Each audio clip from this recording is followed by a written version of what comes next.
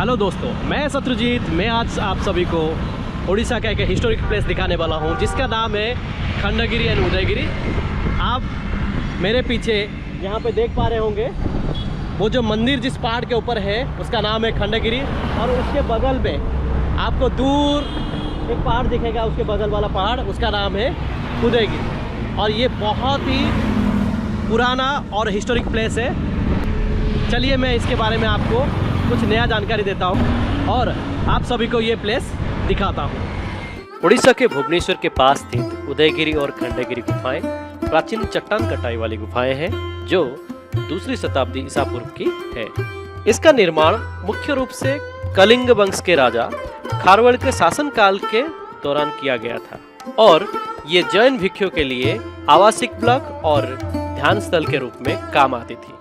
ये जो खंडगिरी और उदयगिरी है, ये पहाड़ का गुफा आपको घूमने के लिए आपको टिकट की ज़रूरत पड़ेगा। और ये जो टिकट है आपको दो तरीके से मिलता है, एक है इंडियन सिटीजन, एक है फॉरेन सिटीजन। तो इंडियन सिटीजन का टिकट बहुत ही कम आता है, समथिंग 25 रुपये, और फॉरेन सिटीजन कुछ 50 से 100 रुपये तक आता है। चलिए हम पहले टिकट ले लेते हैं।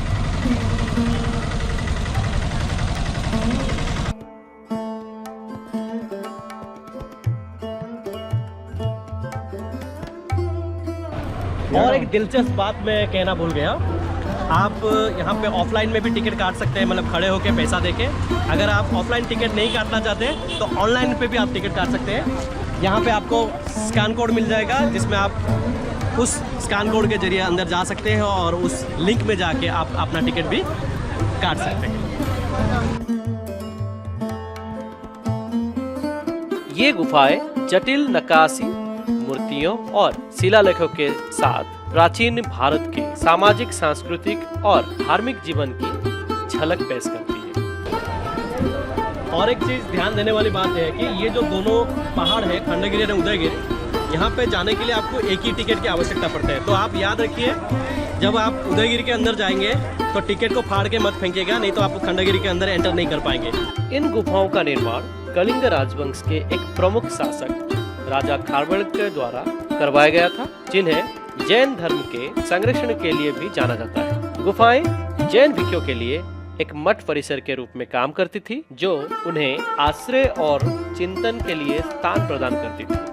वास्तुशिल्प महत्व के हिसाब से गुफाएं अपनी चट्टान कट वास्तुकला के लिए उल्लेखनीय है, जिनमें से कुछ एक मंजिला और अन्य 2 मंजिला है। शिलालेख और नक्काशी के ऊपर अगर जाए, गुफाओं में हाथी गुफा शिलालेख सहित कई शिलालेख हैं जो राजा खारवेल और उनके शासनकाल के बारे में बहुमूल्य ऐतिहासिक जानकारी प्रदान करती है। जटिल नक्काशी और मूर्तियां गुफा की दीवारों को सुशोभित करती है, जो जैन पौराणिक कथाओं, शाही जुलूसों और दैनिक जीवन के दृश्य को दर्शाती है। ये जो गुफाएं हैं ये 2 पहाड़ियों में तथा उदयगिरी, जिसका अर्थ है सूर्योदय की पहाड़ी, और खंडगिरी पर स्थित है, जिन्हें प्राचीन काल में सामूहिक रूप से कुमारी पर्वत के रूप में जाना जाता था। पुरातात्विक महत्व के हिसाब से गुफाओं का रक्षणावेक्षण भारतीय पुरातत्व सर्वेक्षण तथा ASI द्वारा किया जाता है और इन्हें एक महत्वपूर्ण पुरातात्विक स्थल माना जाता है, जो प्राचीन भारतीय कला, वास्तुकला और धार्मिक प्रथाओं के बारे में जानकारी प्रदान करते हैं। अंत में इस जगह का लोकेशन मैं आपको बता दूं, ये जो खंडगिरी उदयगिरी केव है ये भुवनेश्वर में ही स्थित है। ये खुर्दा के रास्ते पे ही आता है, जो इसे यात्रियों के लिए सुविधाजनक बड़ा बनाता है। निकटतम रेलवे स्टेशन जो है Bhubaneswar railway station and Lingaraj railway station, और निकटतम हवाई अड्डा जो है वो है भुवनेश्वर हवाई अड्डा। इसके अलावा यहाँ पे जो भुवनेश्वर का सबसे बड़ा मेन बस स्टॉप जो है वो बरमुडा बस स्टॉप भी नजदीक है।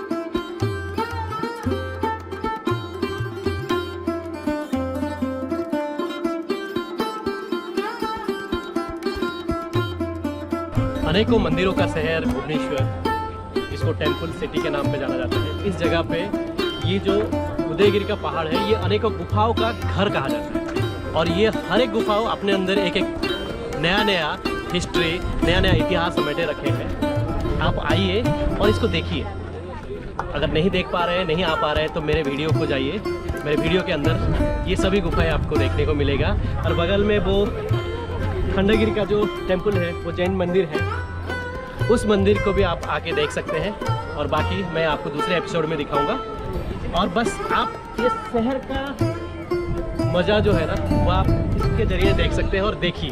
अंत में ये कहना चाहूंगा कि ये जो खंडगिरी एंड उदयगिरी का गुफा है ये सुबह 9 बजे से लेके शाम के 6 बजे तक सभी विजिटर्स के लिए खुला रहता है।